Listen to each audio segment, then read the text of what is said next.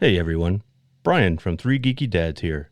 Before we begin tonight's episode, I just want everyone to know that we are now sponsored by Audible.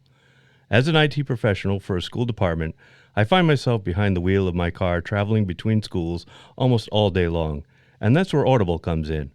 Right now, I'm enjoying listening to Douglas Adams' Hitchhiker's Guide to the Galaxy, read by Stephen Fry. It's so enjoyable to hear this hilarious audiobook read by a proper British comic actor.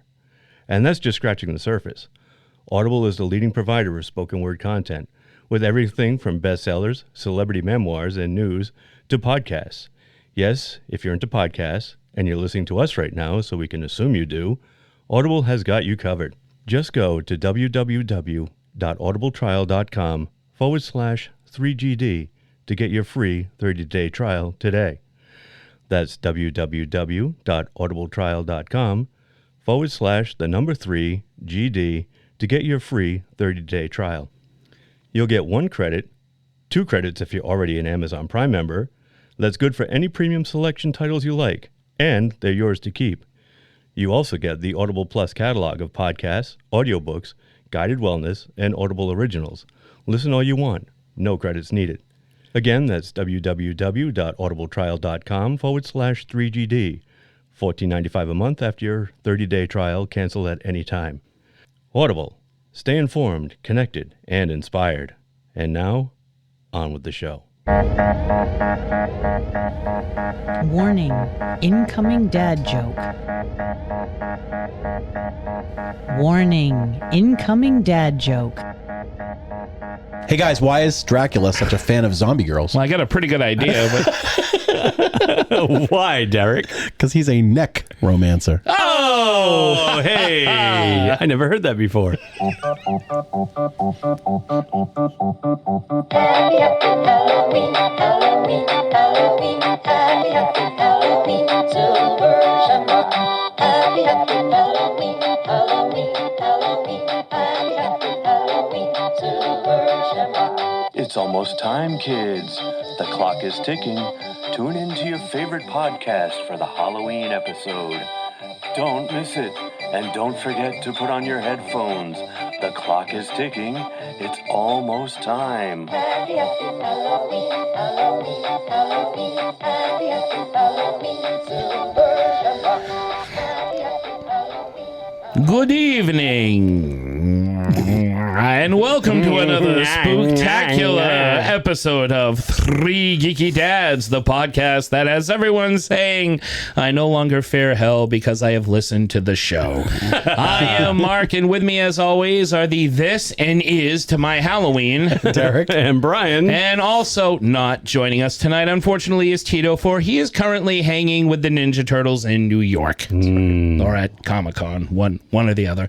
But he will be back next week with us as we finally enter the spooky season, and this year we are taking a trip across the globe to talk horror movies in other countries.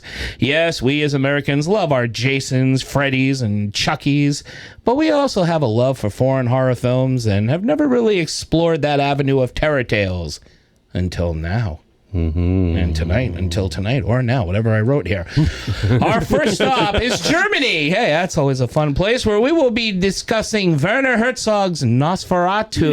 Yeah, it's very good, Scheiße. Mom, you tell me if you in a German Scheiße video, right? Of course, dear. Okie dokie. Nosferatu the Vampyre, also known as Nosferatu The Vampire. the Nocturne, the Phantom Nocturne. What did I had? I think so, yeah. Something German. Der Wunderbar.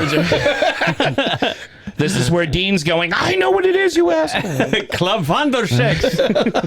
It's Klaus. This is the remake of the 1922 F.W. Murnau silent classic with that Herzogian touch. But before we set across the Borgo Pass and listen to the Children of the Night and the sweet music they make, our own Nosferatu of nutmeg, noodles, and nuggets, Brian, Nuggets. gross, has prepared a yummy appetizer to start us off. Yeah, nuggies. Aren't you drinking? I never drink. Why? Brian, you nugget you. Chicky Nuggy. Nuggies. Nuggies is like the Nuggies. worst name. It sounds terrible. Sounds nasty. It sounds like a bad word. Yeah. Nasty it does. nuggies. I don't like that. No, I don't like it. Little Mark don't We like used to it. call Dave Nugget. Yes, we did. We did call Dave Nugget. No, he Dave? was Dave Null, Null. a buddy of ours Okay. from back in the day. He was Nugget. Steve Dave. Yeah. Hey, Nugget. Yeah. We love you, Nugget. Yeah. He's listening. I don't he, know. though? I don't know. He might be. He could be. He could be. Hi, Nugget. Anyway, thank you, Mark. You're welcome, Nugget. Brian. So last week, Mark and I went to Canada to meet up with our good friends Christopher and Tristan Ham of the Get Your Shine Box podcast. Check out their show wherever you get your podcasts. Yes, even Apple, which is fitting because last week we were international, and this whole month we will be taking a look at international horror films. So this week we kick it off with a German film, 1979's Nosferatu, directed by friend of the show, Werner Herzog. It depends how you talk about my movie tonight. We'll see if I am friend or foe. And starring friend or foe of Werner Herzog, Klaus Kinski. If you've seen the original movie, written and directed by F.W. Murnau, this movie will pretty much bring nothing new to the table. However, it is beautifully shot and full of creepy gothic atmosphere. Anyway, because this week we're taking a look at German horror films, we thought it might be a good time to take a look at some other German horror films, either expressionist, German expressionist adjacent, or just plain old German horror films. So, gentlemen, bring it on! That's Captain and Tennille. That's not German. That's not German at all. It's kind of Asian, I guess. Right? Yeah, it is, yes. That's next time. Yeah. Mark, you're starting us off. Oh, I'm starting off with Hogan's Heroes. No. Let's be nice.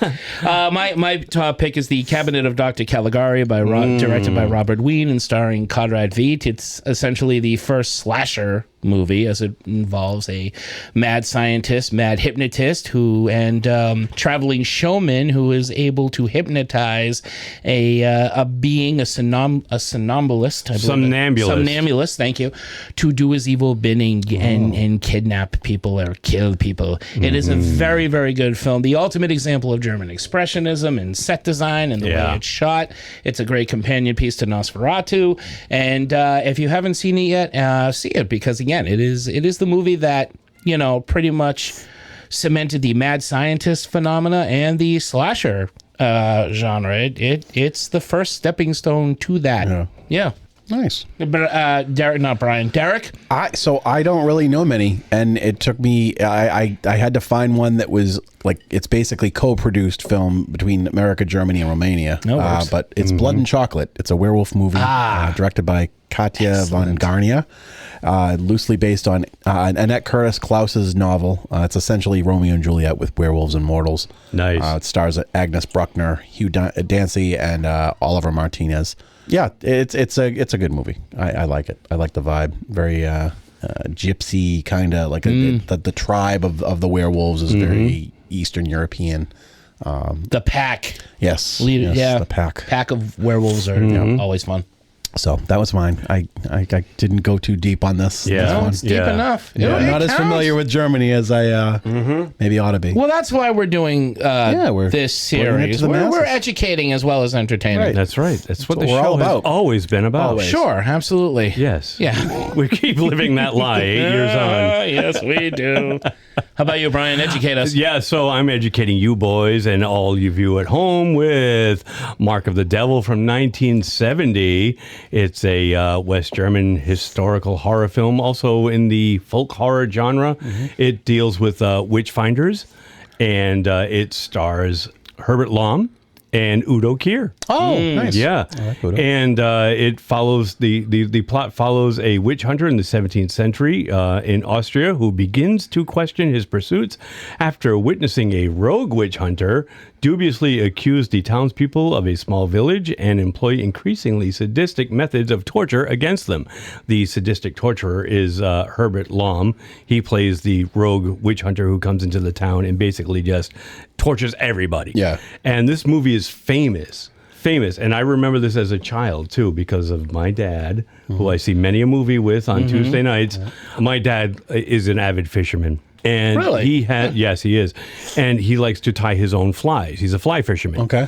And on his workbench for tying flies, he had this bag that he used to keep feathers and stuff that he would use to create flies. Exactly.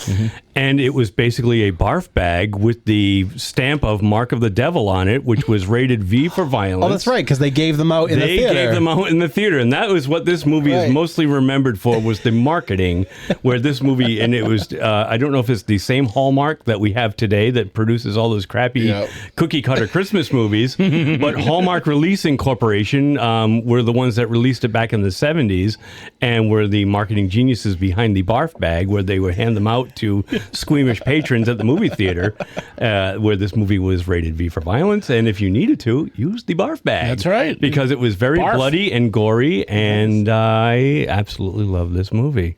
It's a really good pick, man. Yeah. Didn't realize it was a German movie until I started looking, and I was like, oh, this is a German movie. I love this film. I have it right over there in my pile of physical media that I have. Thank you, Cobwebs. Thany you, Cobwebs channel. No, actually, I liked this movie before Daniel and the Cobwebs channel. Barf bag thing. Yes, because of my dad. Yeah, absolutely. I had to seek it out on my own after that. My dad had the barf bag. I had to find out about this movie. What's the name of it again? Mark of the Devil. And it deals with witch hunting in the 17th century in Austria. Okay. And it's pretty damn good. Yeah, starring it's very Arnold Schwarzenegger. It's very Hammer-esque without being produced by the Hammer Company. Okay. So, yeah. It's got really, the Hammer vibes. It does have that Hammer vibe. It's very gothic, very bloody, very, very gory. Nice. It's cool. Check it out. Nice.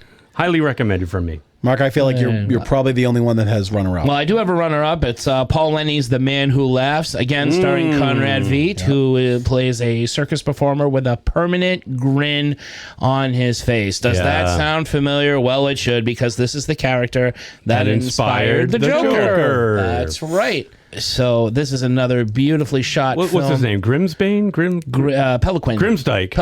Grimsdyke. No, not Grimsdyke. That was Peter Cushing in another movie. Yeah, no, Conrad Veidt. Conrad Veidt. No, not Peliquin. Gwynplaine. Gwynplaine. Yes. I always say Peliquin, but that's the braided dude from Nightbreed. Yeah, see, and I was thinking Grimsdyke, which is Peter Cushing's character from one of the Amicus movies. That's right. And Derek was thinking Grimsby from Santa Claus is Coming to Town. Yes, he was. Which has nothing to do with it. Although, totally wrong. He was kind of German. And Tito was thinking of the Brothers Grimm, because that's Tito's just Tito. in New York with April O'Neil. They're shacking up and going over news reports and wearing April yellow O'Neil from jumpsuits. the Ninja Turtles, or April O'Neil, the porn star? April O'Neil, the Ninja I didn't know Turtles. that was a porn star. I don't watch there that is. stuff, Brian. I Okay. don't watch that stuff at all. It's just a good show. I've heard. I'm not up on any of the current stars, that's This for is sure. a good, clean show. Oh, she's not current. No, Not that I she's know. not. No, she's not. I also have just hot, an though. honorable mention. A German expressionistic inspired movie is Edward Scissorhands for show. I mean, the look of Johnny Depp as Edward is right out of César, from who is Conrad Veidt. Conrad Veidt he played in Cabinet of Dr. Caligari. Same look, all black outfit, except he didn't have scissors, but similar hairdo, and just the look of the castle, the prestige pastels playing against the black and white shadows of Edward's castle. There it is. It is such a contrast. This is a beautiful contrast. There we go. And there it is. I actually have a couple of runners up. Oh, do you? Okay, yes, I do. Go for it. So it's a German expressionist inspired movie. Okay. As far as the look goes, I'm going with Son of Dracula, Universal Studios' third sequel to Dracula. Not Son of Dracula, Son of Frankenstein. Jesus, why am I saying? I actually wrote Dracula. So Son of Frankenstein? Son of Frankenstein. Well, it does have Bela Lugosi in it. Yeah. As Igor. Yes, it does. And the backgrounds are just so askew, and I absolutely love the way the set design is. It's very German expressionist. Yeah. It's a beautiful film. It's the final film that Boris Karloff plays the monster. Okay. And the only detriment to this movie would probably be the little boy, Dr. Frankenstein's son. Wolf. What's it? Not Wolf. I forget What's his name, but with the curly... He looks like a very young Thurman Merman. He does look like a Thurman Merman. Yes, he's got... hello! Yeah, oh, he can't act for shit. He cannot. But Basil Rathbone has to laugh. He's great. He's great. Yeah. And the movie looks fantastic. It's the sets are very askew. They're very German expressionist. The angles, the shadows, fantastic looking movie. So that's the thing I got to ask, because I'm not familiar with it. What exactly is German expressionism? German expressionism is known for its crooked rooftops, lights and shadows, very dark shadows, sets that are almost set like that you would see in a play. Okay. Set against actors, whereas a lot of films are... So Tim Burton is very heavy. Tim Burton is absolutely. So, because I was thinking... And a lot of film noir comes from German expressionism. Sleepy Hollow. Yeah. Sleepy Hollow has that as well. Yeah. I mean, it's very much a Hammer film, but... it's still Tim Burton, because he applies it to a lot of his films. Yeah. Oh, absolutely. Yeah. Yeah, German expressionism is just. I always think of it as crooked houses and just leafless trees and just tons of shadows. But the thing that sticks out, and this is again going to Cabinet of Dr. Caligari, all the sets are just stage-like. It's the very few scenes are shot in actual locations. So they're allowed to distort everything. I was going to lie and pretend that I knew it and it was for the audience, but I had to ask. Be truthful. Be truthful, So Derek. hopefully there's some people out there that you just educated as well. Be true to yourself and to others. Jerry Springer's... No, he didn't say that. Take care of yourself. I have one other. All right. It's not an expressionist one, but it is very German, and that's Human Centipede. Ooh. Yes. Yeah. I went a little bit more modern. I went very not expressionist. No, that's the opposite. And I went very gross. Yeah, get those barf bags. Yes. Yeah, exactly. Hang on to your Mark of the Devil barf bags, because you will need them for Human Centipede. I was up in Maine over the weekend, and Pritch put on Human Centipede 2. He did. At like 2 in the morning. That's supposed to be even weirder. That one's that's like a meta one. Yeah. This creepy little guy kidnaps the leading actress of the first Human Centipede movie and puts her in a human centipede. And it is messed up. Good choices. Good choices, though, Brian. I like that. Thank you. All right. Great appetizers, everybody. Well, ready to discuss? Cool. Ready for the main course? All right, then. Yeah. The main course thing. The main course thing that we don't sing anymore. No, we do not. Because Tito's not here. Tito has a great voice. He does. My master's hospitality is renowned. But if you are ready, I will serve dinner now. Isn't your master joining us for dinner? No, sir. I'm afraid not. Is he indisposed? He's dead. Okay, well, we got that out of the way. All right. Now let's go on to the main course. Let's do it. Darkness falls across the land. The Herzogian hour is close at hand. Kinski crawls in search of blood to terrorize Harker's neighborhood. And those who cross Dracula's path will find themselves in a blood-soaked bath. The town is soon plagued with this undead rash, and at least this Nosferatu doesn't have a mustache. Victims will fall and women will scream, and children won't wake from this awfully bad dream. I just laughed like Doug Fry. Did you say Doug Fry? Dwight Fry, sorry. Again, it's the booze. The vampire will attack. His rat teeth glare and gnash. And again, thank the Lord, no stupid mustache. His nails like claws, his eyes dead without soul. With Kinski, whose creepiness was born for the role. True. Until the sun rises, turning monster to ash. Did I mention how much I hate the new movie's mustache?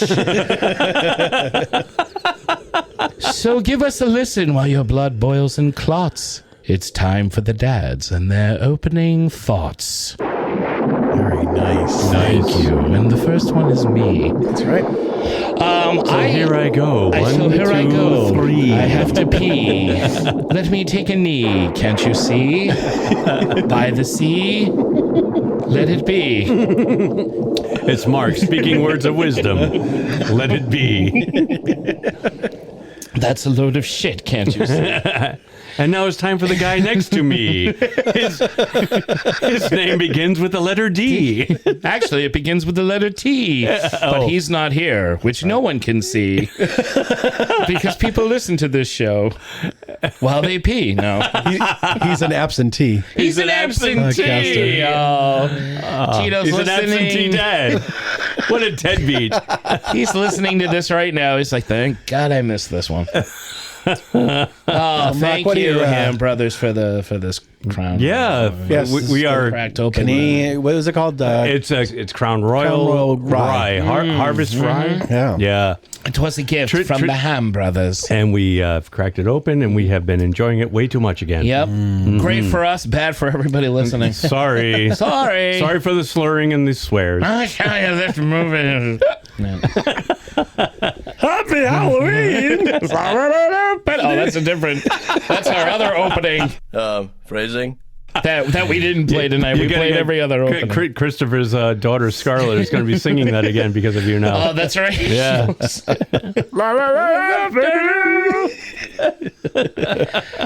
So, my thoughts on this movie are: it's a Herzog movie. You love his work, or you find it incredibly boring Or pretentious. or pretentious.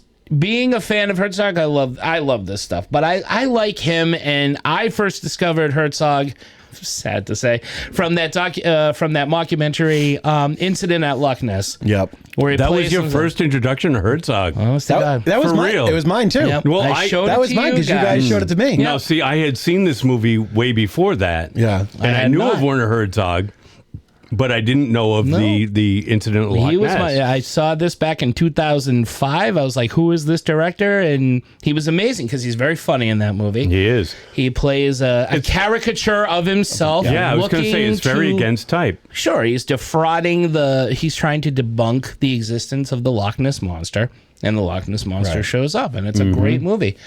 So then I got into really getting to know everything I could about Werner Herzog, and I find him more fascinating than his movies, but because I know I've read a lot of what he does, how he films, who he films with, his stories with Klaus Kinski.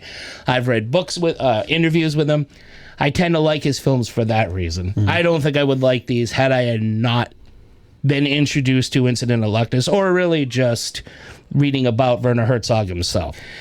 It is a tough watch if you are not into this kind of stuff. It's very slow. It's a slow burn. And if you do like to fall into a movie that focuses very heavily on scenery and atmosphere, you'll get something out of this. I love the performances. I think Kinski's a great vampire in it. Times he's a little comical, but the music is amazing in this movie. He uses a lot of Wagner.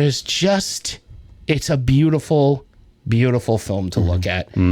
So the other stuff that I'm sure you guys will bring up tonight that kind of goes against what I'm saying, I will probably agree with, but I really like this movie. It's not one I can watch all the time. No. But it's definitely one that if I, have nothing to do, or if I just feel like zoning out or whatever, I will put it on, because I really do like the look of this film so much. I love everything, the sets, the scenery, the landscapes, the opening. Some of the scenes are just downright creepy. Yeah. And I like the way it's filmed. It's a very real-time movie. There's no quick edits. There's no movie. The pacing is just like, you are going to watch everything unfold in real time, and you're either going to get on board with that or you're not. And that's just how it is. But I choose the latter. I do like this film. That's fine. I agree. It's beautiful. There's no doubt about it. The artistry behind Herzog's cinematographical graphical, so I don't know. Cinematography. Cinematography. It's a sight to behold. I absolutely love the makeup for Dracula, for the Nosferatu. Like in it, the Klaus Kinski character looks amazing. I love that look. It's a very cool look, and when one of my favorite scenes is when he's feeding on Lucy at the end. Yeah. Just the way that he's perched and the two little fangs in the front. I love that. Very rat-like. Right. Yeah. Right. Well, Which makes he's sense. a plague. Because, It's modeled, to Max Schreck in the 1922 movie. He keeps that image, because if you're going to make a Nosferatu movie, Pay attention. Guy who directed the new one. Eggers. Thank you, Eggers. How do you like them apples, Eggers? Get yourself an Eggers. How do you like those Eggers? And how do you like those very same apples? C-Lab. You need to keep the iconography of how Count Orlok or Dracula or whatever, which one that's the signature image of this movie, be it if it's Orlok or Dracula, whatever. That's the image you want to keep. Well, and like in Vampire the Masquerade, the role-playing game, like the Nosferatu clan, that's what they're designed on. Absolutely. The reason why they call it that is because they're like rat-looking, they're deformed, and they not pleasant to look at. Right. Toby Hooper uses it in Salem's Lot, the original Salem's Peter from What We Do in the Shadows. Yep. And that's a great vampire design. Right. Yeah, it is. It's iconic. Yeah. That being said, yeah, I was bored with a lot of it. There's a lot of a ton of long shots. There are. Beautiful, but long and drawn out way longer than I feel like they should have been. Exactly. I felt the same way. And there's so many of them. Like the whole first 2/3 of the movie, it just goes so slow. And then that's the other thing I didn't like, is because in the final act hits in the last 20 minutes of the movie, and everything feels rushed way faster than the rest of the movie. Thank you. The pacing is a little off. The decay and decline of the village and its designates. Lucy is all over the place. Like her personality is kind of like, she's out of it, she's frightened, then she's brave and determined, then she just falls for Dracula. It's just, it felt... There's a lot of emotion going on we've never fallen in love with a vampire. We don't know what it's like to date a rat. When it came time for that third act, I kind of felt, I got the feeling like, he was like, I forgot I was telling a story here. So I have to like finish this up, Yeah. Again, those shots are beautiful, and it's definitely worth a second watch, like to go back and watch and just appreciate the cinematography and the look of the film.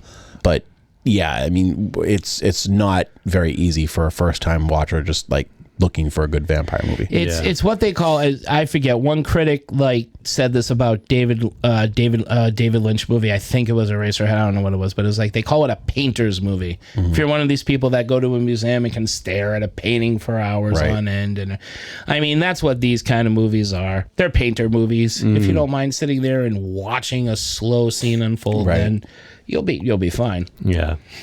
So I kind of agree with Derek. I thought that it was beautifully shot. I thought that the cinematography was wonderful. It had a great atmosphere, very creepy, very gothic, in gorgeous color, in contrast to the original 1922 version. And that being said, I too found it to be a little plotting. Yeah. I thought that a lot of the shots could have been cut a little quicker. Do we really need to see him every horse clop going, down his voyage? Exactly. Like Mark said, in real time. In real much. time. It is in real time. It really is in real time. And yes, I agree, Derek, the ending does feel rushed because of it, because of the pacing was so, at the beginning, very structured. I don't want to. I would call it a little plotting, but it's very intentional. Yep, it's very intentionally paced. Herzog has his very own style, and when you get to the end, the resolution of the movie, which we all know because it's basically it's the Dracula story. It's the Nosferatu 1922, which we've already seen. Although the ending is slightly different. Slightly. But it does feel rushed because of it, because the pacing is a little more intentional at the beginning, and then it feels rushed at the end, like, all right, we've already been in this world for over an hour and a half. We have to wrap this up. I almost would have preferred it to have been longer and them had to take a take more time. Right, like keep the same pace. That pace, exactly. Yeah, like I agree. Throughout. Like, okay, it's dawn is coming. We got to wrap this up. Exactly. So I do enjoy the movie, but I find it to be a bit of a bore because of it. Yeah. If I was going to watch a version of Nosferatu, I would watch the F.W. Murnau 1922 silent version. It's just my preference. It was the first version I had seen. Yeah. Yeah, I mean, you've got Max Schreck he is the epitome of Nosferatu. Yeah. Right. You know, like we said, we've got Klaus Kinski now doing his version. We've got whoever played Peter, another version of a Nosferatu-esque vampire in What We Do in the Shadows. Yeah. We've got Mr. Barlow from Salem's Lot, which is another version. Forget the name of the guy that plays plays the Nosferatu vampire on Kindred the Embraced. I don't remember it either. Yeah.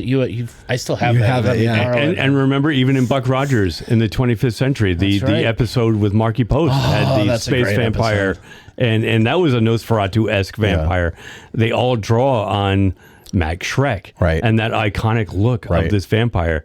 And nobody does it better. No, agreed. Nobody does it better. This is the preferred one for me, too. The 1922 one will always be the best. Yeah, it's not a bad version. Yeah. I applaud Werner Herzog. Is it Werner or Werner? It's Werner. Werner. I applaud Werner Herzog for tackling it. It's big shoes to fill. Mm-hmm.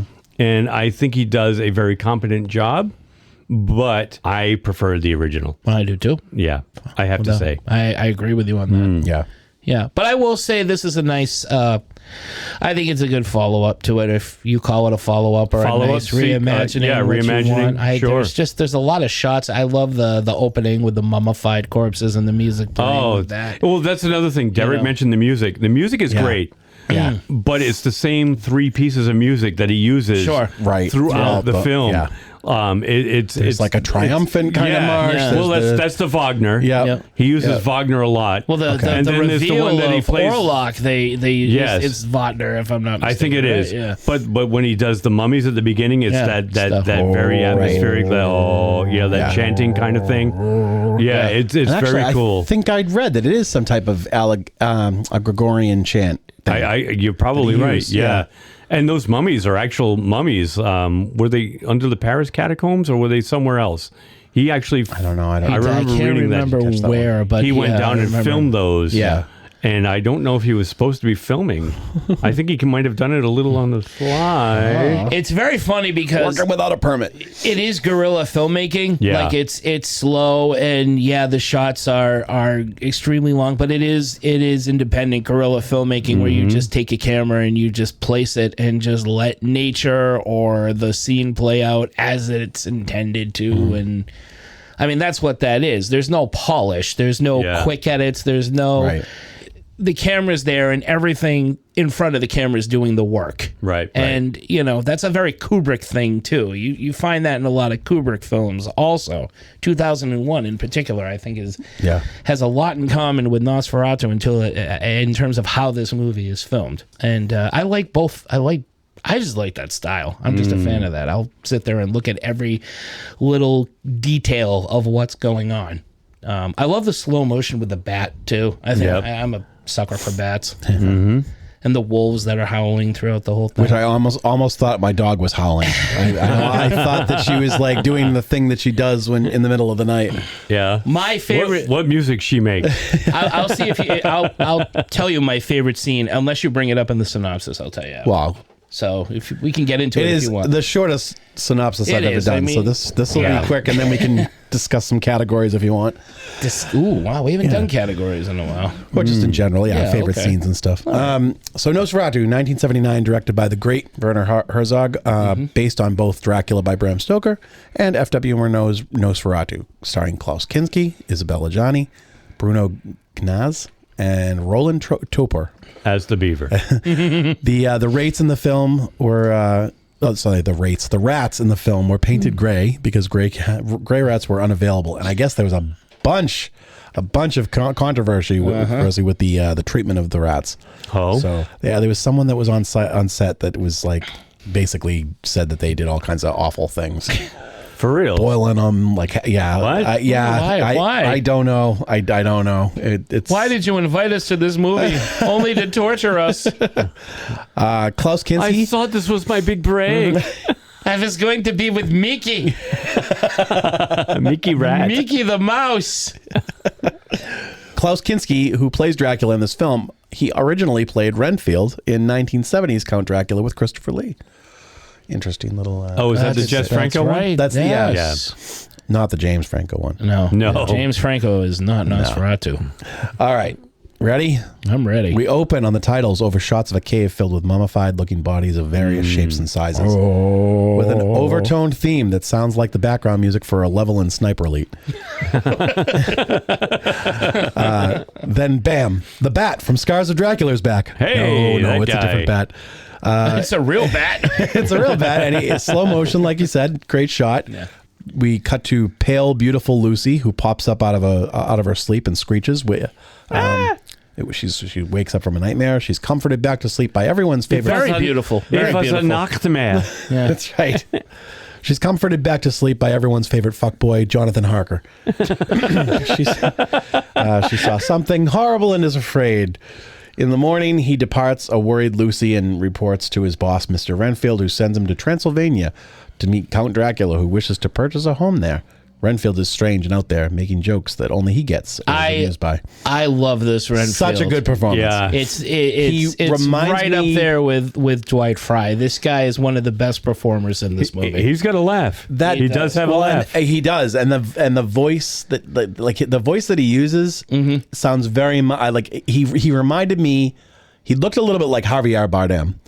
A little Oh my bit. God, he did. Yeah, But I can see like that. like Javier A little Bardem, frumpier, yeah, hunched yeah. over and doing the voice of who's that guy? That the one from the movies, like the old classic actor that you know. Peter Lorre. Peter Lorre. He like it was his voice, like the way that he spoke reminded me of Peter Lorre. At Okay, I can see that. yeah. After an making jokes that only okay.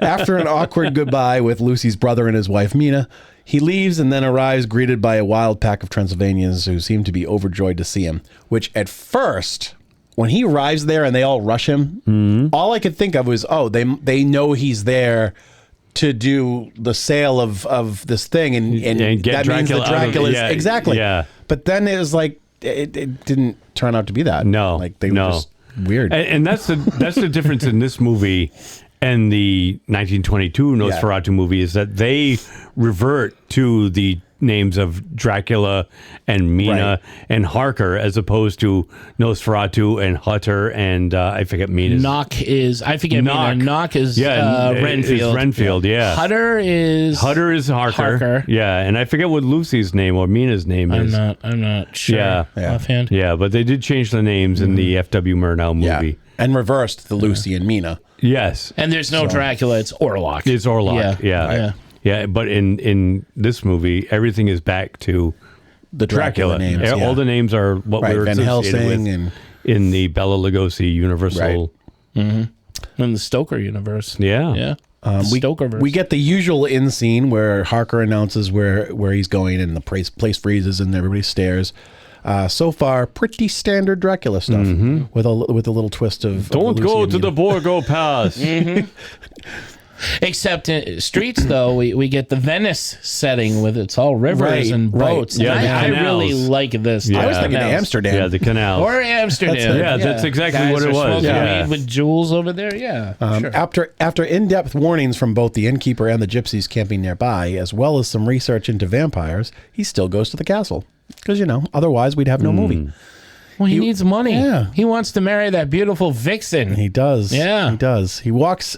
Oh, yeah. So he walks since the horseman refuses to take him. And then this is where it starts. A lot of long shorts in this flick. Well, you're Cuddles on this journey with him. Yeah. the cuddling on the beach before he leaves, the walking away from the inn, the walking down the road. That's just the start. The voyage is long and accompanied by more ominous undertone music. That theme from the beginning. Finally, with the castle nearly in sight, a carriage approaches and picks him up to bring him back to the castle. And unlike other Dracula stuff, it wasn't Dracula disguised as the coachman. It's an actual coachman that drops him off. Yeah. The music turns almost triumphant until going silent as Harker arrives, and he's met at the door by Dracula, who invites him in. And this is our first sight of him, and he's very... I don't know how to... He's dead. He's rat-like. He's dead. He is a plague. He is the closest thing to a walking disease. Rats play that you a can big get. part in this movie. Right. They do. Yeah. And they do in the novel, Yeah. too. Yeah. I mean, everything that they describe in the Todd Browning version about where Dwight Fry's talking about millions of rats, I mean, they show that. And that's Right. another thing I like about this particular movie. A lot of the stuff that they have not filmed in either Nosferatu or Dracula, the Bela Lugosi one, or any of the other ones, you get to see a lot of the stuff Stoker talks about in his book or writes about in his book. And the rats are definitely a big part of that. Mm-hmm. This is not Belladrac. This is Nosferatu Drac, hence the title of the movie. Yeah. Harker presents the papers for Dracula to review and sign. A cuckoo clock that looks like it was bought at the Dark Arts Festival chimes. and Harker cuts his finger, causing Dracula to get hungry. And unable to contain himself, assaults Harker by sucking his hand. Like a creep. He just goes right into it. Yeah, he does. Yeah. Like, It is an old remedy. Right, the old remedy. The old suck your hand. In Texas, if a rattlesnake bites you, it sucks the poison out. This is the same thing. Except I am the rattlesnake. And if that wasn't worse, he gets even creepier and kind of stalks him as Harker backs away. He's like a predator. That's one of the handful of chilling scenes that make me really like this film, is that slow approach to Harker, and Harker's backing away and he doesn't know what to do. Right. And again, he's coming at Harker just barely breathing, barely moving. And he's so close to him. Yeah. And then he backs him into a chair, and then it's like nothing ever happened. Yeah. He just sits and pretends that he wasn't just All doing is that. well. Right. Nothing I to need see the money. here. I need the money. Sorry. He sits across from him, and Harker suddenly goes to sleep in the chair. Back at home, Lucy awakes silently from a dream, but is jump scared by a bat crawling on the curtains. But she must be really tired because she just lays back down and goes back to sleep. In the morning, a huge feast sits on the table as Harker awakens in the chair he fell asleep in. For the next 10 minutes, he wanders about the castle. Down on the ground, a young boy screeches on a violin, and Harker tries to find where it's coming from, but can't find him. It apparently takes all day for him to search and not find anything, because next thing you know, it's night. Back home, Lucy wanders along the beach that she said goodbye to Harker at. Because there's no post office, Harker writes a journal instead of letters telling her about the strange night before. Another night with Dracula. Some backstory to his history. He talks about his family and who he's descended from. And then Harker goes and researches more. It's a lot of this like night and day. This is where the pace starts to pick up. Yeah, a little bit. Because it does kind of go back and forth between day and night. Yeah. But like when it's day, there's like that scene of him walking around the castle. And it was like similar for the second day, because then when he finds all the locked doors, yeah, there's not a lot to do with that castle. No, there's not. The Wi-Fi was out. In the dark, Lucy awakens again, and this time she sleepwalks out of the house until her brother runs out and brings her back in. She's terrified in the bed, surrounded by a doctor and a bunch of other people, and she yells out Harker's name, Jonathan. As she does, on the other side of wherever, Dracula lifts his head from Harker's neck and looks up like he heard her. The doctor dismisses her condition, and Harker wakes in Transylvania. He finds all the doors. All the other areas of the castle and the outside are locked. So now he's like really trapped. In his room, he sees someone carrying a bunch of boxes out of the castle and realizes that he's going after Lucy. So he escapes using a rope made of sheets, the old standard rope. Yep. He falls and is knocked out again. He's always passing out. And he's awoken by the gypsy boy looming over him playing, but then he goes back to sleep. There's a lot of walking in that castle, man. Then we cut to down a river. There's a raft carrying a stack of the coffins. These black coffins, they're floating downstream, and then they're loaded on a ship, the Demeter, perhaps. On the boat, an inspector has the crew open up one of the boxes, only to find a handful of rats scampering over dirt. So there's nothing in them but dirt, which is, I'd be suspicious, but that's me. Yes. Just dirt. Yeah, it's dirt, man. We're just shipping some dirt. Yeah. This is good quality dirt. I don't care. I'm getting paid either way, man. This is rich people dirt.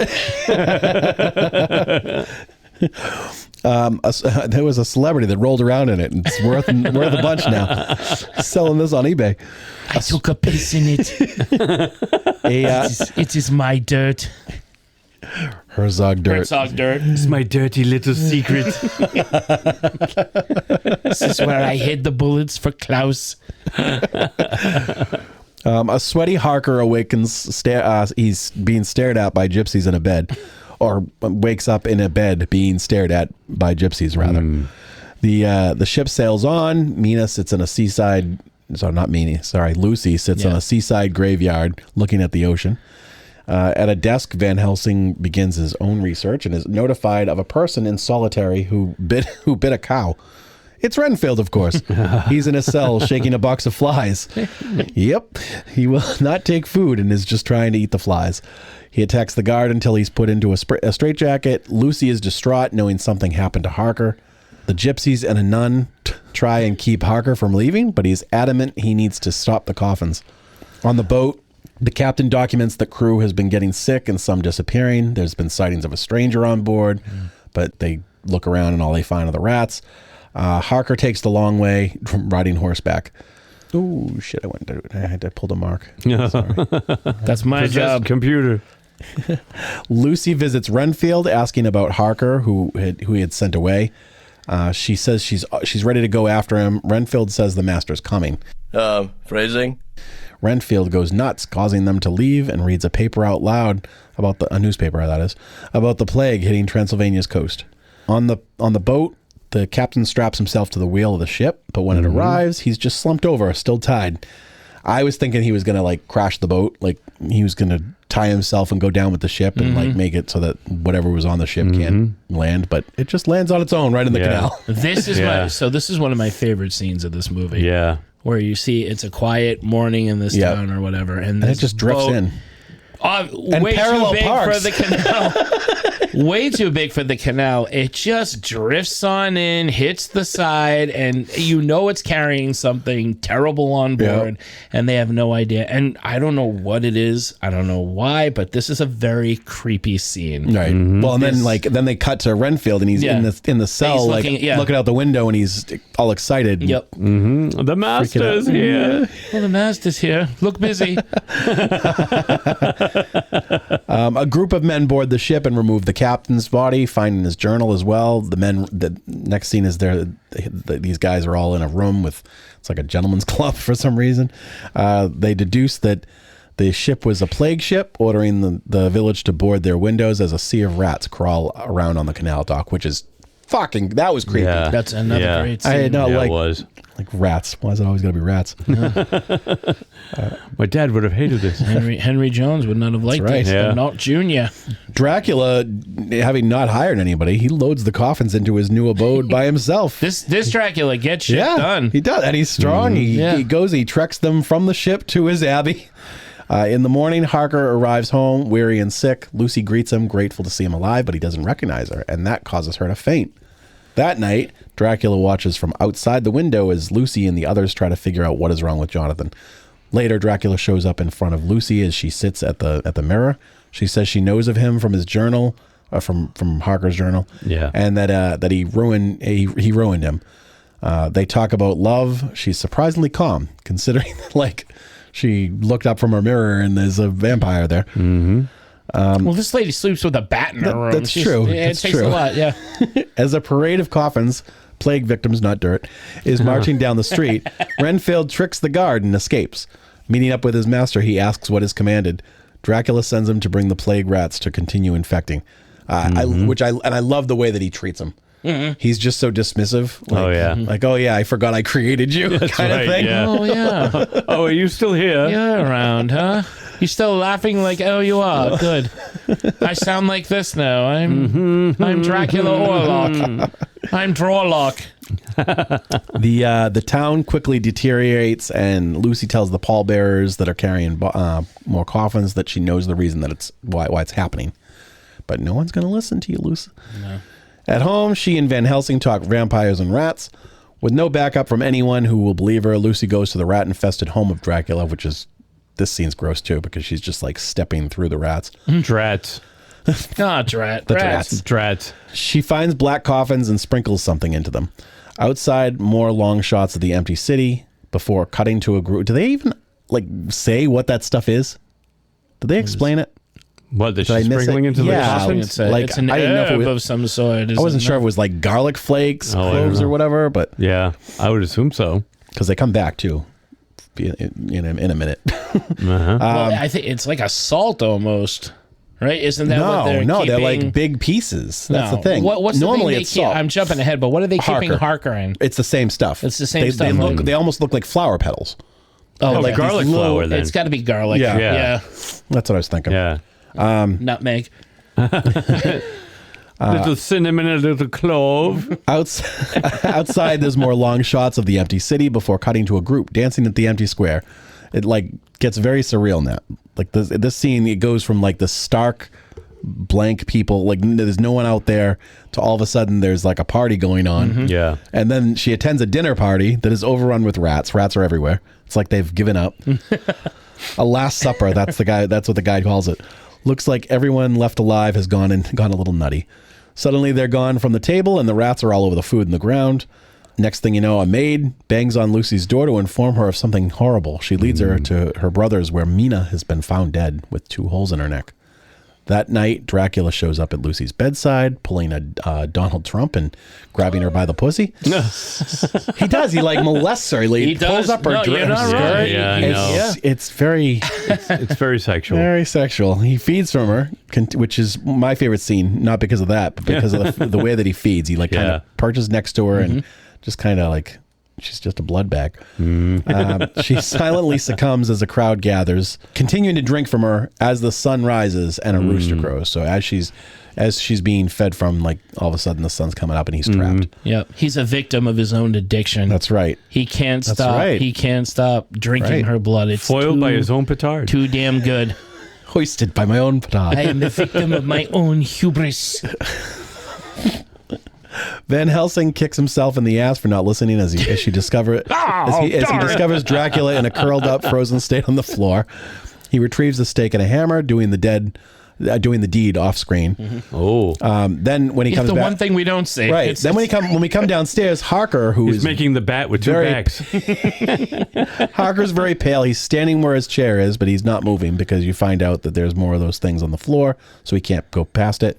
Harker has him arrested for killing the Count. There are no police, however, so there's like this whole back and forth with the little old guy. Yeah. Like, well, how am I going to arrest him? I've got no arms. Like, guns, not arms. He has arms. He's got the arms. We have a constable.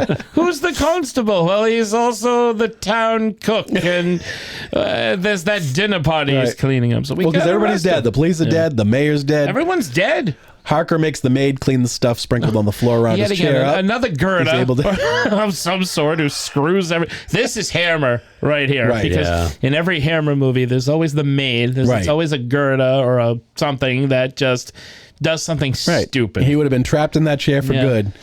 It's revealed that he's turned into a vampire. He shows his fangs and claws, and then the end. But he says, "This is a great ending, though, because I like that he rides away on a horse by the sea."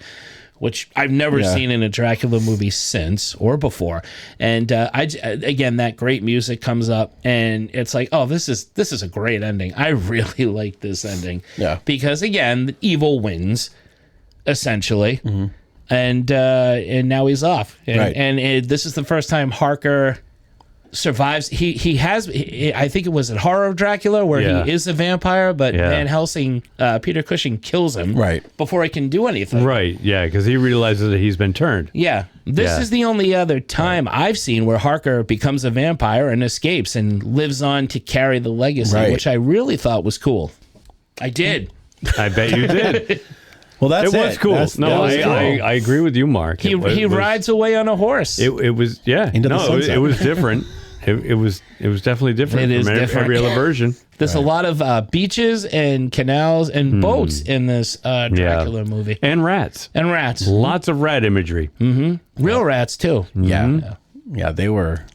I did not like seeing them crawl over food and around people's feet. No. That would not have been me. No. Did you like this movie? No. Did you like the rats? No. Oh, look at the rats, Mummy. Rats. Can't you see the rats? Oh, the tiny rats and rats on parade. Circus and rats on parade. Rats in the coffins. We have a theme park with a mouse, Hammond. It's been done. Okay? So, Mark, what is your favorite scene from My favorite scene is the boat. I don't. It always when you first see Klaus Kinski, obviously, I like the rats a lot, but there is something I don't even know why it creeps me out the way it does. It just does. Probably the way it's shot, or it's because the boat doesn't sail into frame; it drifts into frame. Right, it does. Everybody's dead. It's like the damn thing is infected. It is infected. Like Dracula again is a plague in this. He's not suave. He's not an aristocrat. He's not sexy. He is a walking plague. Right. And now this thing has drifted into town and it's completely contaminated. Right. And I love that. I just love how it's shot. I love how it's allowed. Again, I'm a fan of the long shot, so I don't have a problem with it. I love how the boat's allowed to just drift and slowly scrape the side of the canal. And it's lifeless, and yet there's something menacing about this scene. Right. I don't know what it is, but that's what comes to mind whenever anybody mentions this movie. I'm like, oh, great boat scene. Yeah. Ryan, what about you? No, I agree with Mark. I've always loved the Demeter stuff, and that was one of the things that was not touched upon very much in the original movies. So to see that in this one, and of course in the movie, the Demeter was fantastic. Which was another Orlok-ish kind of design. It really right? was. It was very monstrous. Mark, you're absolutely right. The boat seems to have a mind of its own. It's unrelenting, and no matter what, it's just going to get to its destination. No matter how slow or fast it gets there, it's going to get there, Right. and it does. It just drifts up that canal and scrapes the side of the docks all the way down, and it's very creepy. And it just seems more real because it's not filmed like a traditional scene. No, it's not. It's just, there's the camera, here comes the boat. Yeah. Watch. Right into frame, exactly. And the fact that it basically navigated itself there. Yeah. Like he like was I said, tied. it has a mind of its own. Right. Yeah. And he's like long dead by the time it gets there. Right. It just kind of like... You see the captain Like I tied said, to the wheel. parallel parks. Yeah. Which part of Bram Stoker's original story? The captain lashed himself to the wheel. Right. And I really like the ending. I like Harker's transformation and how he's allowed to escape, or he figures out a way to escape and carry on as a vampire. Right.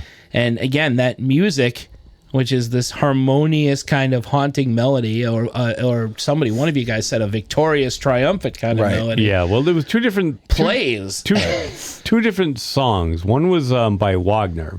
Yeah. Yep. And the other one, there was the Gregorian. The Gregorian kind of chant, which was very melodious. Right. You know, it almost had like a little chime to it. You know, it was very different. It was It was quite a contrast. Yeah. Yeah. I don't know. And you seem to go back and forth between those two themes. A vampire on a horse. Maybe I don't even like horses. I hate horses, but this is cool. Horses, it's like, oh, horses. there's a vampire on a horse. That's somewhat Mark, new. how many times have you seen this version? I've probably watched this a handful of times. It's not a go-to movie for me. No. I'll watch it every couple of years. I see the original more, but I will watch this one more over the new one again. You know, I make fun of the new one in the mustache. I don't think it was a terrible film. There were things about the new one that I liked. I just did not like Orlok. Right. I did not like the design, and that's too bad because a lot of what the new movie had to offer was very promising. Right. So that was so I would probably go to Herzog's version again over that one. But like Brian said, you can't top Marnow. You can't top this one. Right. So it's it's a revisit every now and then, but it's not a regular rotation kind of movie for me. Okay. Mm-hmm. Same. I'm trying to think of the other categories that we usually do, but I can't. I'm drawing a blank. Well, MVP. Did you guys have favorite scenes? Where we just did that. Yeah. We just did that. Yeah. Yeah, With the boat. Was there anything I didn't the mention feeding. that you guys did like, or I mean, we talked about what we didn't like. I really liked the color of her. Like every time they, like she was so pale. Shot, Yeah. and like the contrast, because like there'd be like when she was wearing, she wore this dress that was like, but it was like a very light baby blue. It was very sheer. Right. Yeah. And like there was kind of like a haze around her. Yeah. For like the first part of the movie. Yeah. She looked angelic. It was almost like, like Herzog had like smeared Vaseline on the lens or something. Yes. Yeah. To get that look about it. It was very ethereal. Yeah. And then I know by a the guy end, who will make you toast. He uses Vaseline. It's a song by the Flaming Lips. Lips that are on fire. Where does this rank in Herzog movies? For Herzog films, it's at the top for me. Okay. I kind of feel this again. I'm more a fan of Herzog than his films. I like his documentaries more than his regular films. Yeah, I do like him in Incident at Loch Ness, and I think he's very funny. Yeah. Like he's done voices in The Simpsons. He's done. He's on The Mandalorian. He's on The Mandalorian now. Mandalorian. Yep. What's the quote? What's that famous? Oh God, what is it?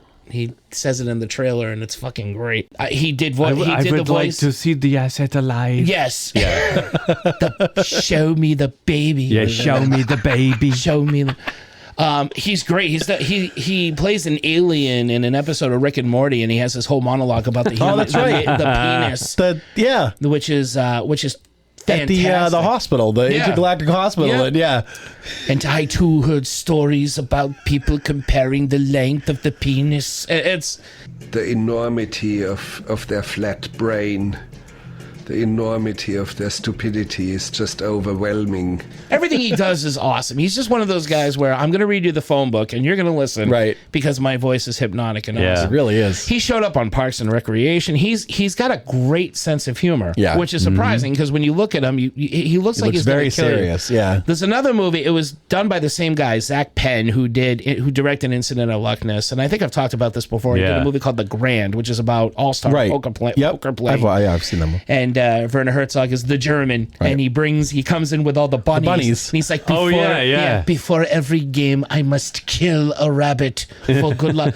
I mean, he looks menacing, and he's played menacing people, but he's hysterical. Right. And so, again, I like him more than a lot of his films. I've seen Aguirre, Wrath of God. That's pretty good. I like Fitzcarraldo a lot. I don't recommend it to a lot of people, though, because I think they would have the same. I know a lot of my friends. It's not a very accessible film. No, it's on. It's on. No. I mean, as far as like for people to like. Oh, okay. It's not something that a lot of people would gravitate towards. You're gonna go and see it because you've heard the story how they had to pull a boat over a mountain, and they actually did it, and a real boat, and many people were injured. I think with Werner Herzog, a lot of the behind the scenes stories are more interesting than the actual film that was produced. Yeah. But his documentaries are awesome. Grizzly Man, Cave of Forgotten Dreams. I mean, the man can make a movie. I heard that, yeah. Yeah. I haven't seen a lot of his films. I've only seen this one, I think, and Encounter at Loch Ness. Yeah.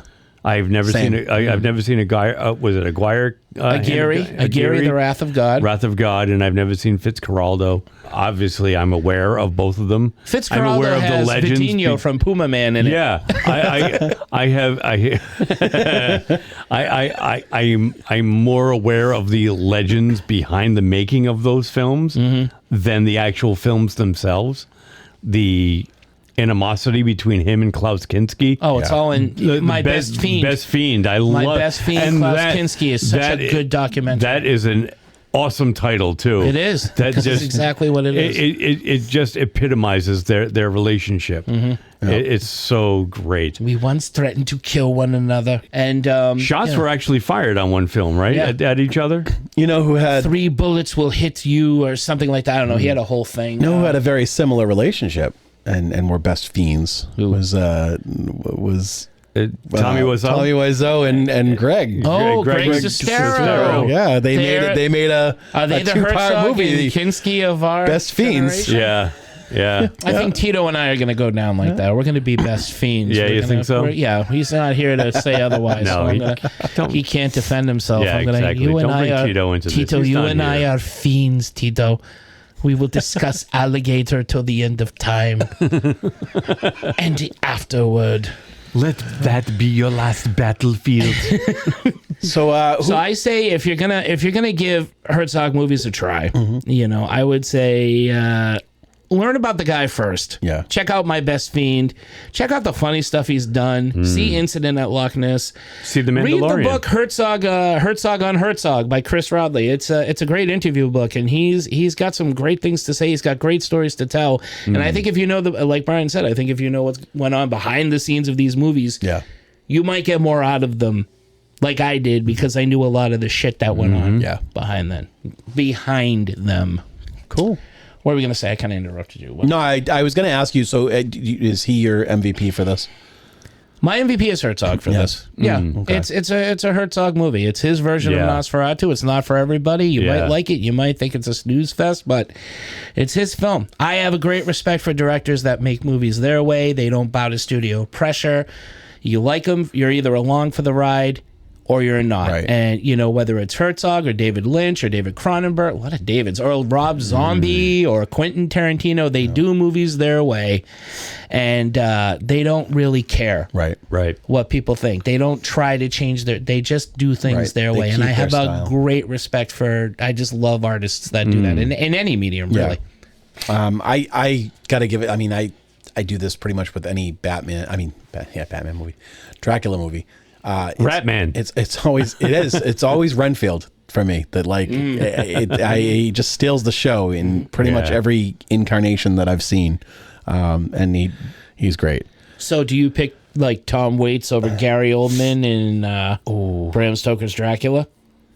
That's honestly, a tough call. I wouldn't blame you if you did, but he's good. But he's very memorable. Yeah, he is. But his part is so small. Right. In that it's film. not as pronounced, and he doesn't really steal the show like other Renfields do. Do we like him because he's Renfield, or do we like him more because we know Tom Waits? I think it's probably because of Tom Waits. I agree. Because he's probably the least Renfield-ish Renfields that there is. He's not as... Would you care for a canapé? Right, like he's weird, he eats the bugs, but he's not like... He's not just... I don't know, there's something about the way that like... You know, he plays him, and Fritz Lang. No, what's his name? Dwight Frye, and even Peter McNichol in Dracula Dead and Loving Peter McNichol's Renfield steals the whole movie. So I mean, like that's like that type of like just zany, like insane laugh. The insanity behind that character which is again, really... it's derived from Dwight Frye's performance. Oh, sure. Dwight Frye is he's the quintessential You can't beat him. He's just too good. Yeah, and it's just like because it's like really the only kind of upbeat, lighthearted, kind of funny part of these movies. Like it's very serious and very dark, and between like the love angle kind of thing and the plague in this, it's just a lot of like downers, but. Every time he's on the screen, I'm just kind of like, oh, lighten the mood. Right, I know, right? Renfield's back. Yeah. Well, what I like about Dwight Frye, and I guess you could say this about Peter McNichol too, because it's the Dwight Frye Renfield performance.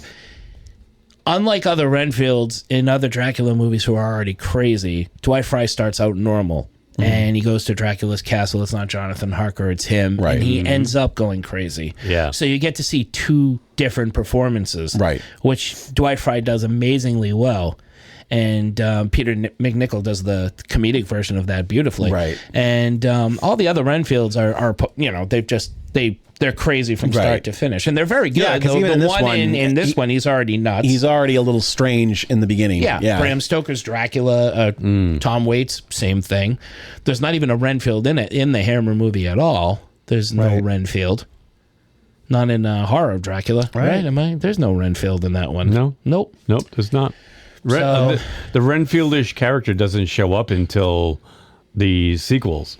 And where you have name, right? Clove. Yeah. Brian, what about you? Who's your MVP? I would have to say Herzog. I would, even though he's an actor too, he does it all. He's in front of the camera. He's behind the camera. His reputation and his fingerprints are all over this movie, and Herzog is such a force. His style is all over this thing, and it is quintessentially him. I have to give it to Herzog for this. Yeah. Do you think there's a tenacity with this filmmaking that just does not exist? He like a maverick filmmaker. Do we not a maverick, but he has a style. Well, he has a style, has a but vision. Again, he does a lot of things that endangered crews. A lot of people got injured. He takes risks. Yes, he'll definitely take risks. He once said he would climb the mountain of hell and wrestle the devil if it meant getting that perfect scene or shot. Nothing Yes. stops him from making a film. He's traveled over live active volcanoes to get a shot. I can't remember. But see, I don't really see that in this movie. Yeah, this movie, like Derek said, there's a lot of beach scenes. There's the stuff on the boat. This is one of his tamer ones. It's definitely one of his tamer movies. I don't see him like endangering people so much. I see him endangering a lot of rats. Well, maybe the rats were dangerous though. But on a whole, though, he has been known, again, like you said, he's a risk taker. He's a gun-ho kind of director. Oh, he is. Is that style of filmmaking, does that exist anywhere with anyone that you can think of today? No. I mean, like, maybe Tarantino to a point. I mean, he's been known to endanger a few people. That's true. I mean, some actresses might argue. Yeah, because Uma and the driving thing. Yeah, right. And then what's her name? The stunt Zoe. Yes, thank you. I know she's come out and said that she didn't feel quite safe either. I don't know. But like she's done interviews on Death Proof where she was gun ho about talking about doing that. So I don't know about that whole thing through and through. Well, I mean, there are conflicting points. I mean, who's to say? We weren't there, but no, we were not. He's really the only one I can think of. Yeah, actually. Same. I mean, his movies have never. How about Kubrick?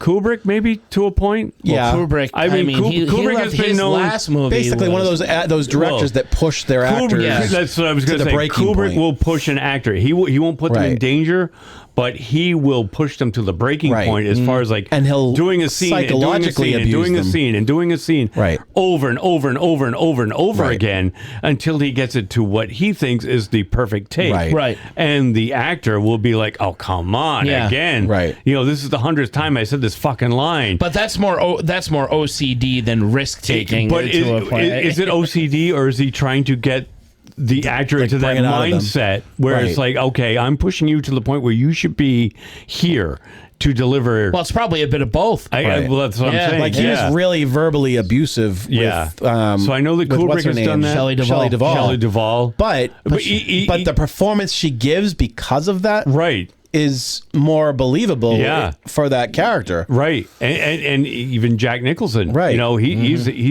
He's a powerhouse, yeah. And even he was pushed to the brink, by Kubrick. I hate to say it too, because of given his story and all the crap that goes on with his name. But if you separate Roman Polanski from his reputation, and talk about him strictly as a filmmaker, he has that. As well, he has that drive. I think early Martin Scorsese had that drive. Oh yeah. Also, Taxi Driver. I just rewatched his After Hours.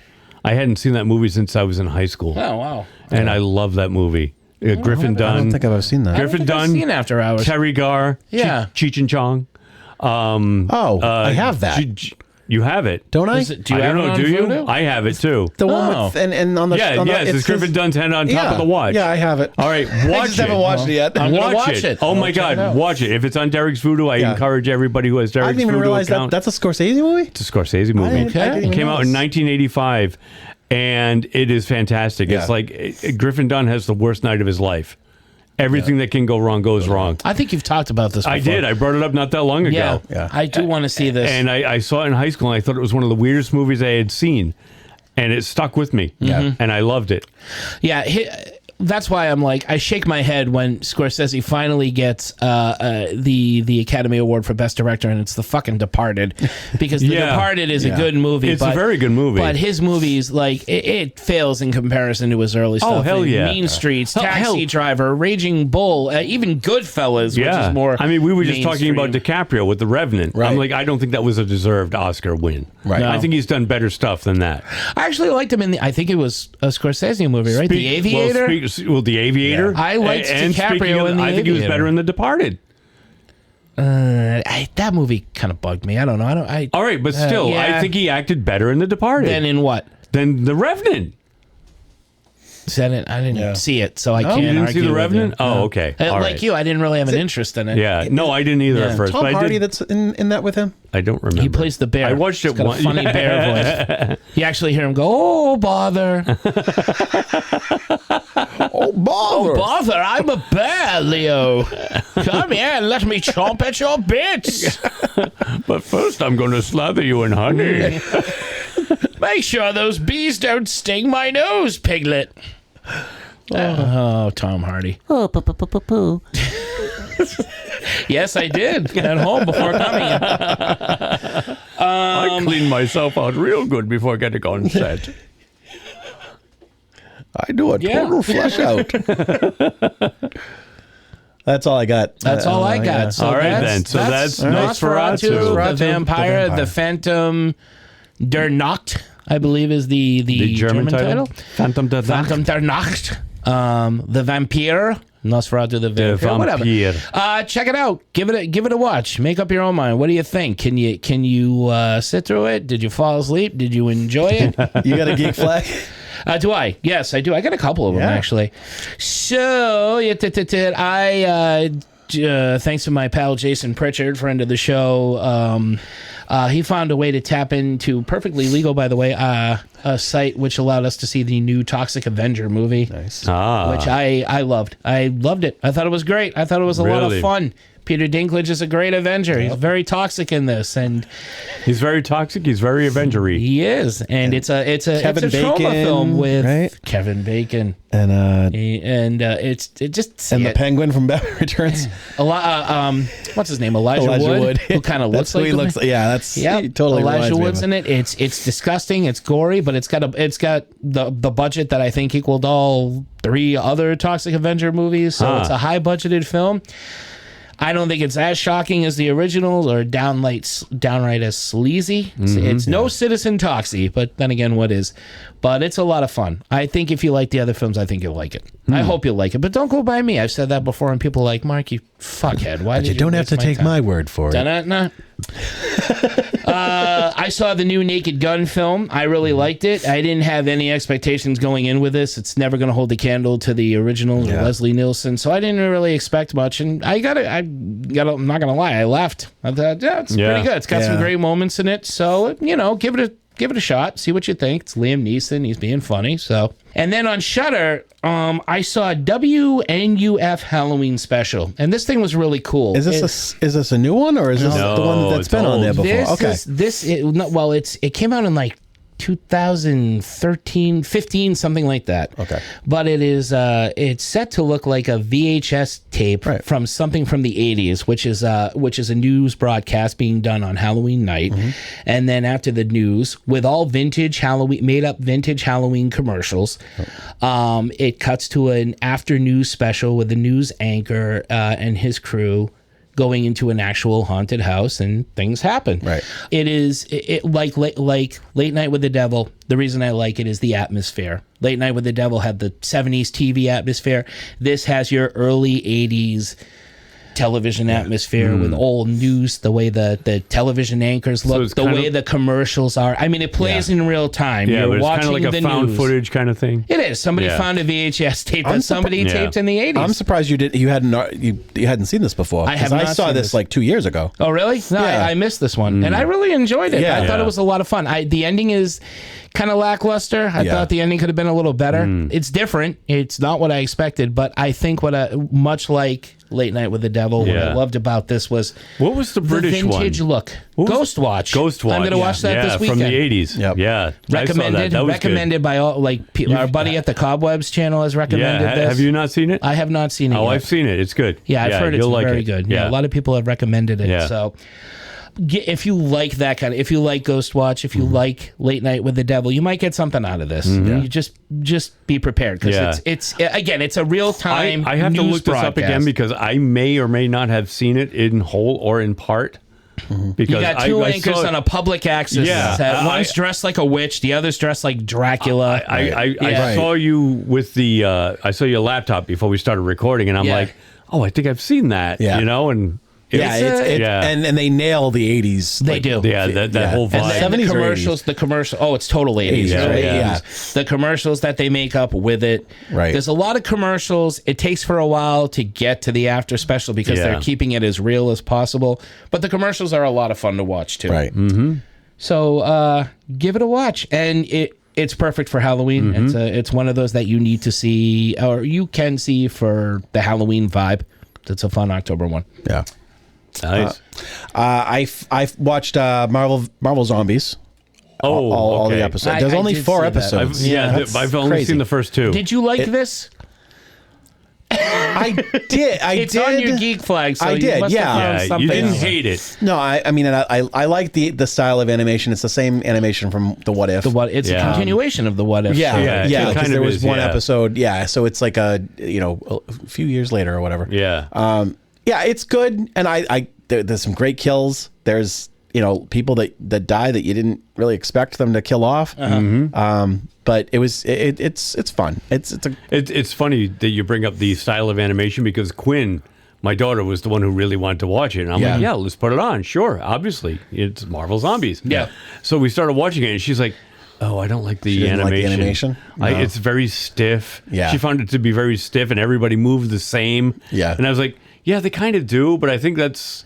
it's computer animated. Right. That's made to look hand drawn. Right. But it's still computer animated, so everybody is going to look, computerized. Exactly. So I don't think she understood that. Yeah. And she walked away before the second episode. Yeah, so my wife and I watched 1 and 2. We haven't seen the second two. We have a lot of shows like that. I didn't realize at the time when I watched the 4th episode, I was thinking that there was going to be a next more, one next week. Well, maybe they will have another Marvel Zombies Part 2. I think they're already talking about Part 2, Season 2. Yeah. I didn't like the animation that much either. No. Yeah, it was... Something about it was off. Even in the What If episode, I'm like, it's not great. Yeah. There's something about it. It's all computery. Yeah, you and Quinn can get together and... I don't mind it. I don't mind it. It does have some good kills in it, but I don't know. Everybody, maybe it's just because it wasn't enough people that I knew, so I didn't really care. Yeah. When Spider-Man shows up, it's I did like the Moon Knight was Blade. Right. I like that was the an awesome part. melding those the two night together. of Khonshu. Yeah. Yeah. I honestly, I'm going to, and this is probably sacrilegious to Marvel fans, but I'm sick of the Scarlet Witch, to be Being the honest bad with guy? you. Yeah. I was never a huge fan of her to begin with, and just her being just like in Madness, Doctor Strange. Yeah. In the multiverse of madness. Loves, Yeah.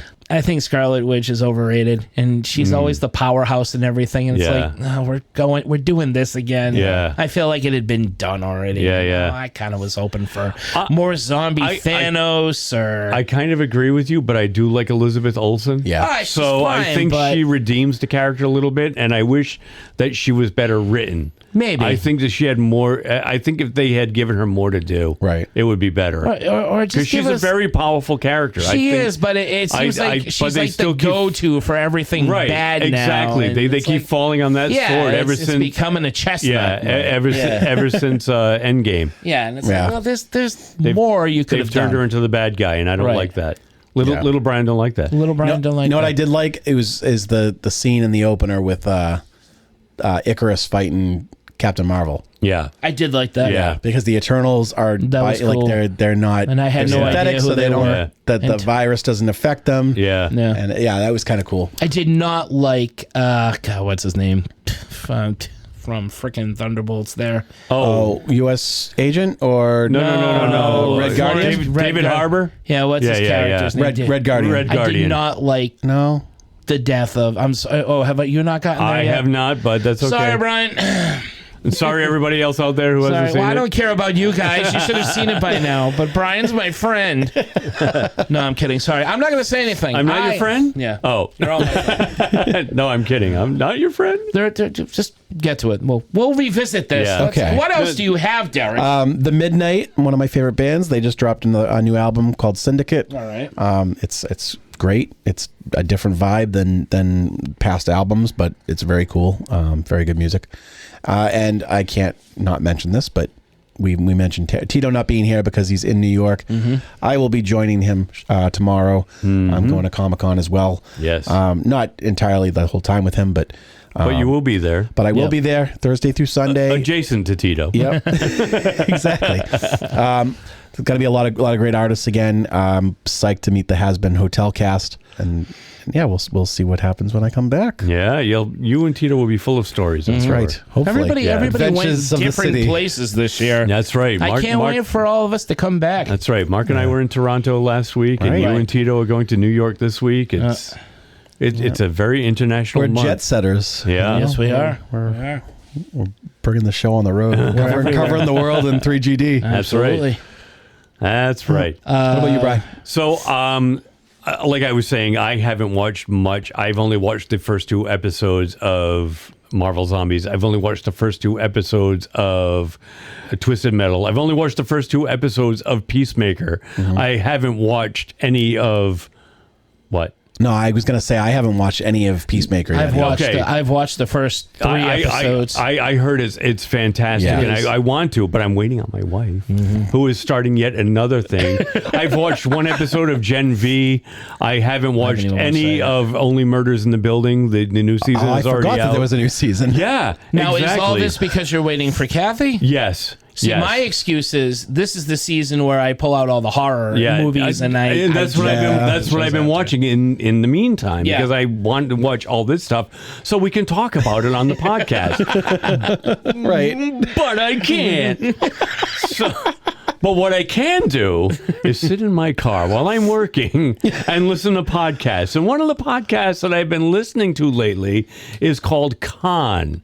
And Con is a dramatization of what happens to Con Singh after Star Trek. It's on the Star Trek Mark. I know. I did that on Star purpose. Treks. Space Above and Beyond. Got it. That's right. Yeah. Space 1999's Con. Oh, with Martin Lawrence. He goes crazy in a crater.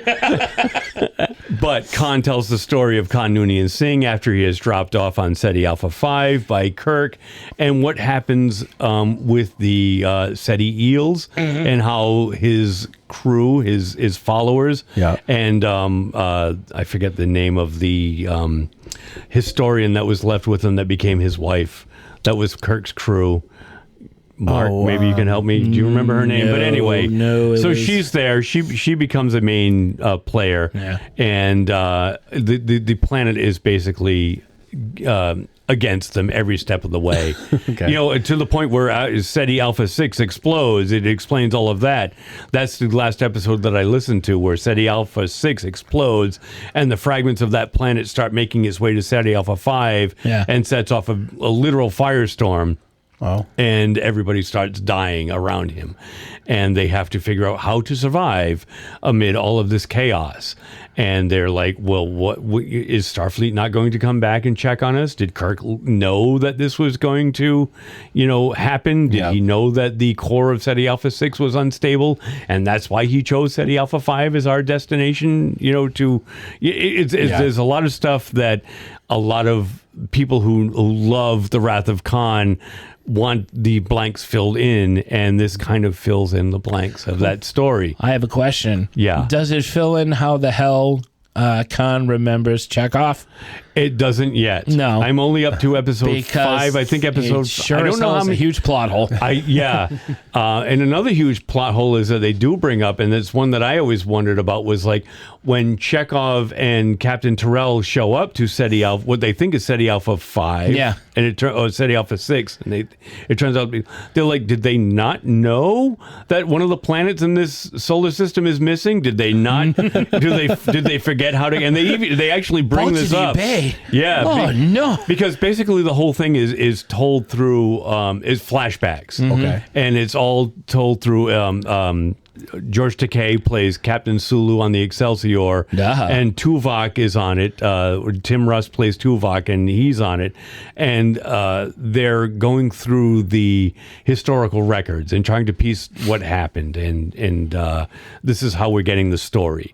And it's pretty cool. It's pretty freaking cool. So it's like the Batman one where they it's all acted out. Audio play. It's a very, very well done audio play. Are you listening to this on Audible? What are you listening to? I am not. I'm getting it through my Apple Podcast, but it is available on audio. Probably available wherever podcasts are Shout available. Out to our sponsor. Yeah, absolutely. Audible.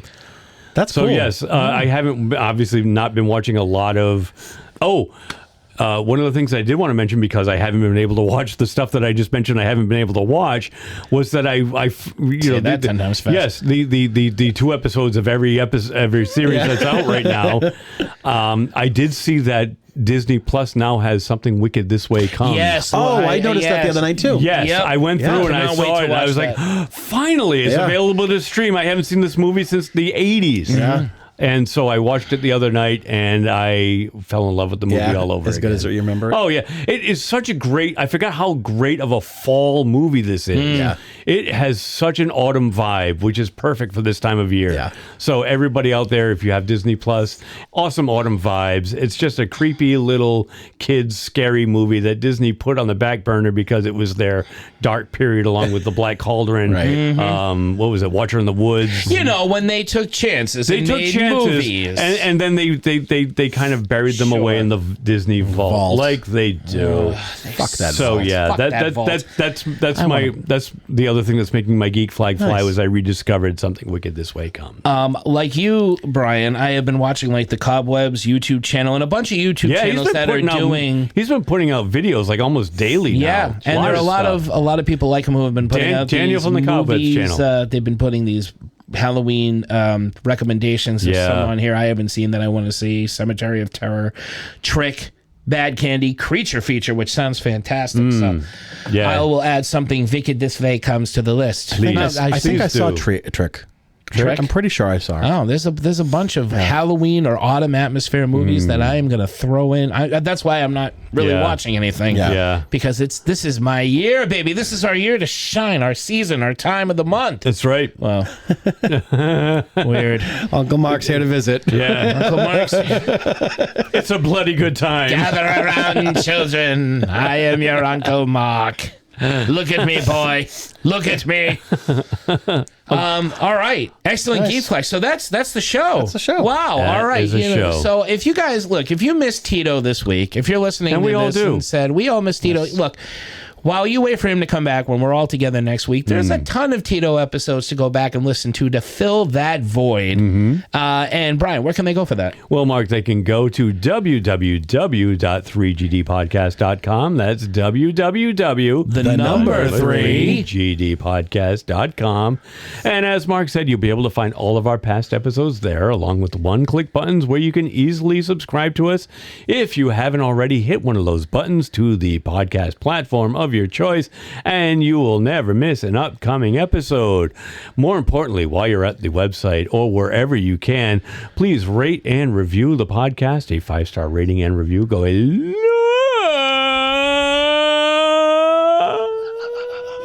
long way to help keep this little show moving a bit further forward from the rest of that podcasting pack. But most importantly, it makes it easier for others to find us while they're searching for good geeky content like our own. Stop laughing, Mark. You're making me help laugh. it. You sound like Don. That sounded like Don Knotts having an orgasm. I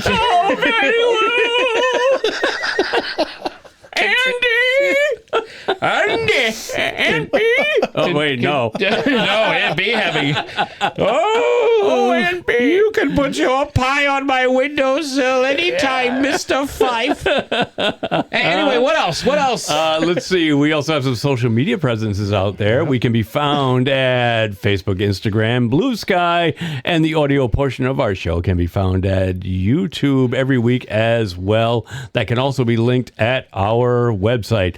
And let me see, we have a Ko-fi page, kofi.com/3GD is where you can find us. That's also linked at the website. Just click that little link at the top of the page, and it'll bring you to a spot where if you like the show and you might want to maybe consider donating a little bit of money to help keep this little podcast running, it would be greatly, greatly appreciated because, as we say, podcasting is not cheap.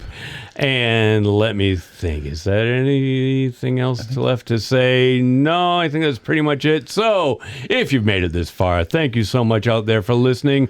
Welcome back, all you daywalkers and night stalkers.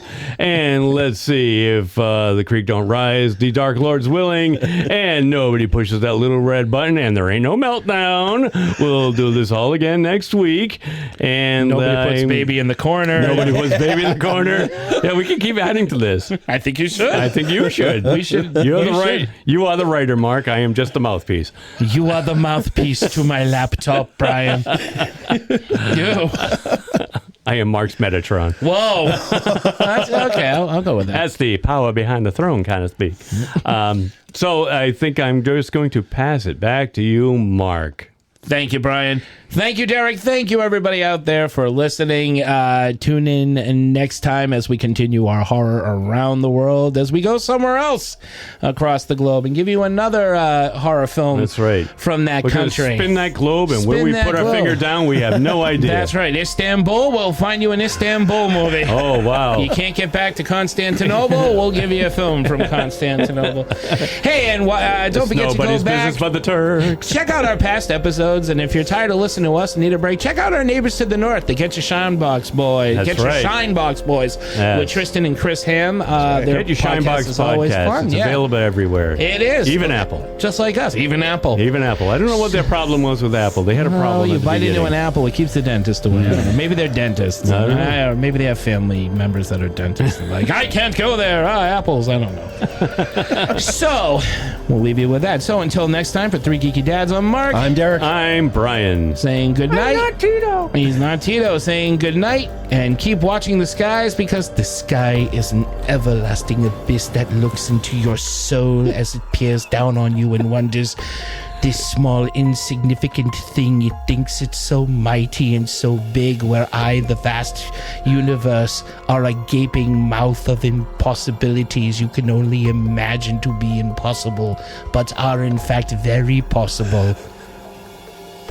I thought you were going to say it's an everlasting gobstopper. Come with me, and you will be in the world of imagination. In my chocolate factory, the chocolate will consume you.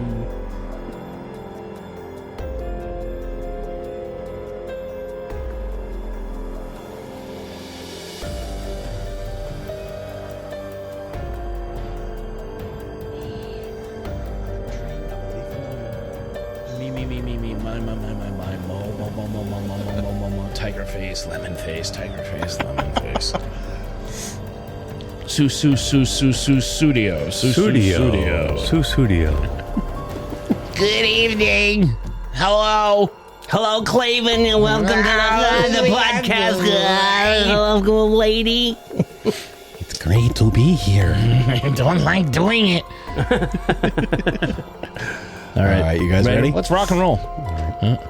Hey guys, why is Dracula such a fan of zombie girls? Ooh, I don't know why. Why? Because he's a neck romancer. Ooh, he sure is. I like it. Yeah. I'll buy that for $1. Who is your daddy, and what does he do? It was like a pink nightmare. Christmas as a Yule log. Not a log, I don't have a log.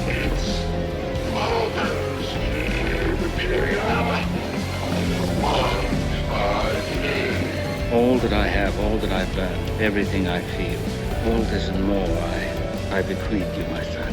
Your father was Frankenstein, and your mother was the Lightning.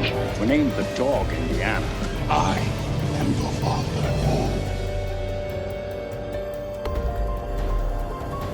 Hello and welcome to Three Geeky Dead.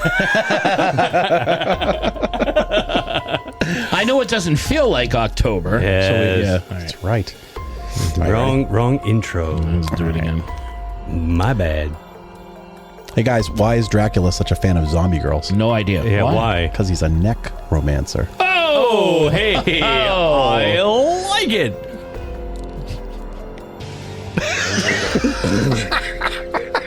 Hold on. There you go. All right, Purple. So the purple one at the bottom. Derek, It's can you even do funnier the third time, trust me. I love this joke. I want to hear it again. We need a fluffer. We need somebody to work the crowd before Derek does his comedy magic. Well, that kind of fluffer. I was thinking the other kind. Wait, no, that's a buffer. A buffer. No, it is a fluffer. Fluffs the fluffs the crowd. Makes the Jansen bigger. Yeah. Sometimes they're prettier than the star. All right. Here we go. Hey guys, why is Dracula such a fan of zombie girls? Well, I got a pretty good idea, but why, Derek? Because he's a neck romancer. Oh, hey! I never heard that before.